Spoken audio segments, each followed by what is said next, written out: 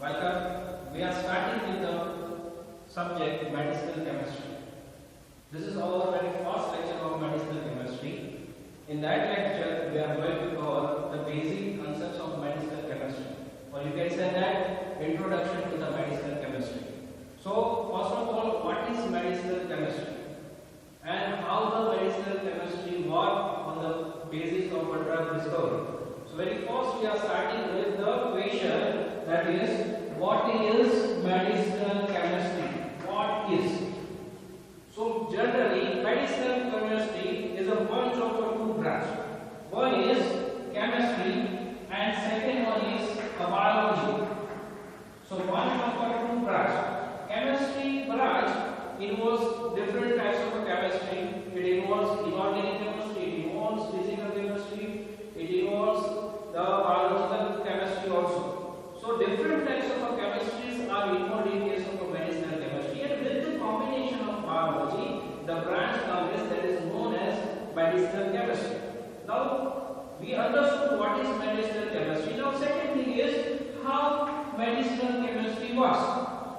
Our second question is how. So how this medicinal chemistry works and what is the role of medicinal chemistry? So medicinal chemistry deals with the process of drug discovery.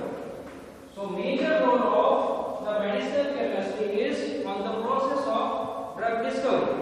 Now the word again new word comes. What is the drug discovery? So third thing, very important thing is drug discovery. So drug discovery is the process to invent a new drug. How these drugs can be invented? What are the ways for the drug discovery? So first we are looking for what are the ways of drug discovery. How you can discover new drug. Very first thing, you can discover a new drug on the basis of serendipity. So serendipity you can consider as an accidental.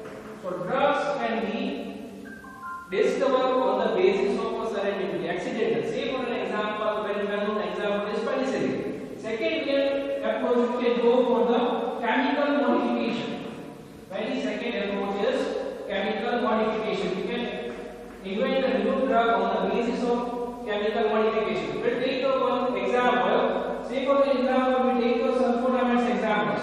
So very well-known target of sulfonamide is para-aminobenzoic acid. So this is para-aminobenzoic acid, and whatever the sulfonamides are discovered, there are the derivatives of para-aminobenzoic acid.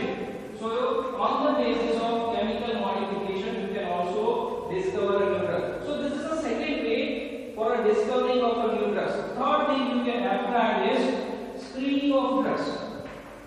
So screening can be done from the microbial sources, it can be done from the plant sources. So screening from the either plant origin, either microbial origin, or you can do on the basis of animal origin. So screening from the chemical constituent from different origins. Very fourth one approach that we can apply is a rational approach. Now what do we mean by rational? Rational means a logical approach. So basically we have seen four different concepts to discover a new drug, that is the selectivity on the basis of accidental.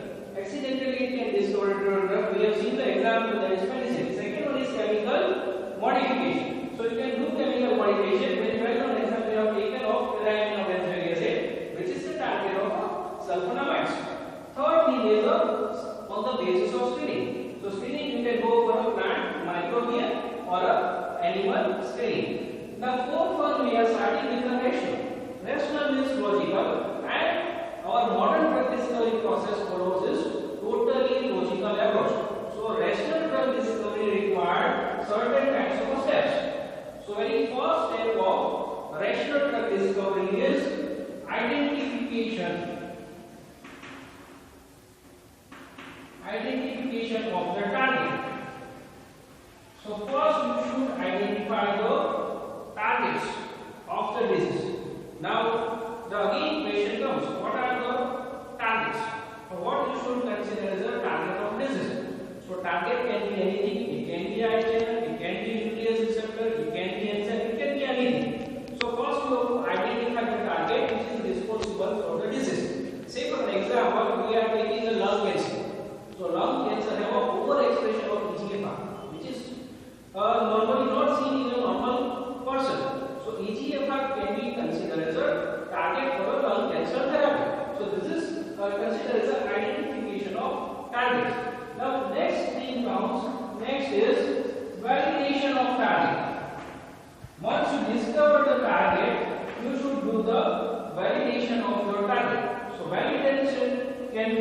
with the process of bioassay.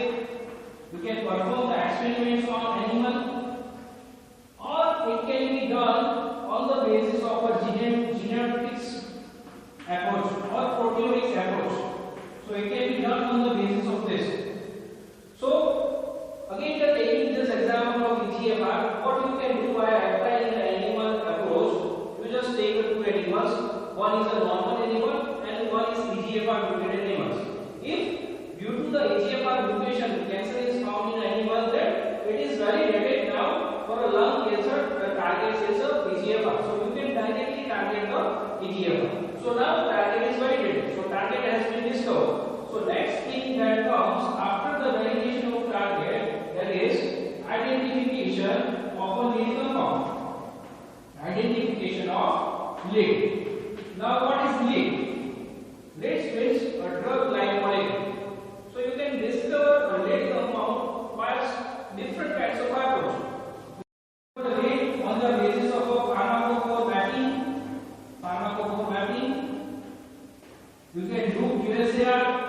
So these are the techniques that you can identify the lead compound. Once the lead compound identified, very next comes is validation of lead compound, or you can say that lead optimization. The next step of process is lead completion of all steps like identification of target, validation of target, identification of lead, and lead optimization. Now next remaining thing is to do preclinical studies. Once you succeed in a preclinical studies, you should go for a clinical study, and then after the success of clinical studies, after FDA approval, drug